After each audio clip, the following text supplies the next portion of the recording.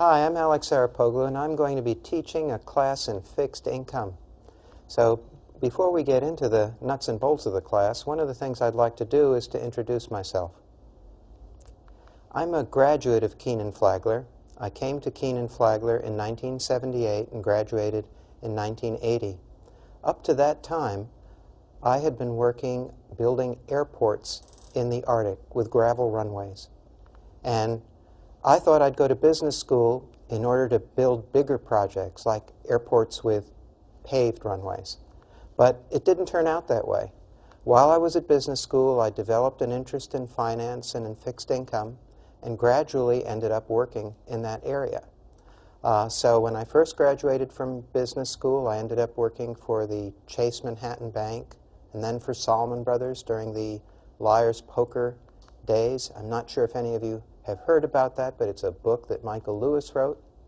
And then I worked for Chemical Bank. I was head of risk management worldwide, and that took me to a whole bunch of different countries, primarily on different fixed income assignments. I've been to Brazil, to Singapore, to Hong Kong, and any number of countries, UK, Germany, and any number of countries in that capacity.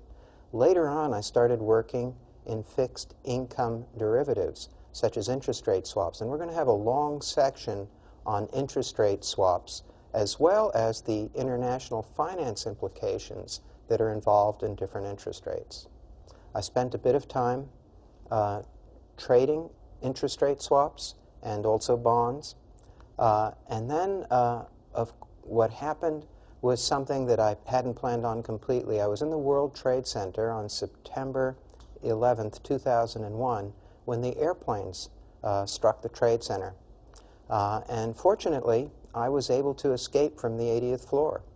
But I decided, you know what, I'd like to change my life and do something different. I always thought it'd be great to come back to Chapel Hill. And so that's what I did. I came back to Chapel Hill.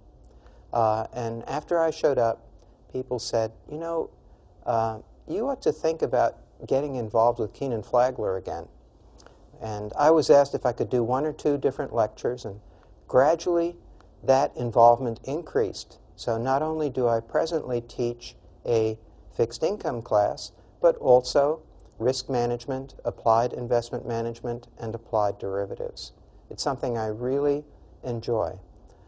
In addition to those responsibilities which I have at UNC, I'm on the board of directors of a small community bank, the Harrington Bank, where I'm on the Asset Liability Management Committee and the Loan Committee. And I do quite a bit of fixed income derivatives consulting, as well as real estate investment. So anyway, that's pretty much my background.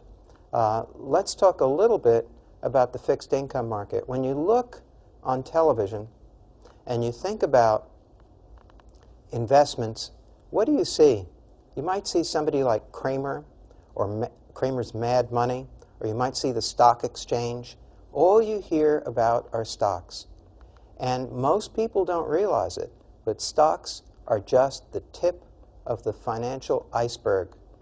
U.S. Treasury bonds every day outtrade stocks by a factor of 10 to 1. And that is just U.S. Treasury bonds. Corporations finance themselves with long-term bonds, which they use for capital purposes, but they also finance themselves short-term. They finance their inventory and their payroll using things like commercial paper. Very often corporations figure out that they can borrow more cheaply in one currency than another, and so they do that. So understanding fixed income is really fundamental to understanding finance. It's the basic building block of finance. Whether we're talking about short-term loans or whether we're talking about 30-year bonds or perpetuities. Perpetuities are bonds that never mature. They pay interest forever. Regardless of what we're talking about, fixed income is something that really matters. So I'm really looking forward to welcoming you to this class and sharing with you my interest in fixed income. It is a fascinating subject and one that's in the news all the time. You've heard about the European debt crisis.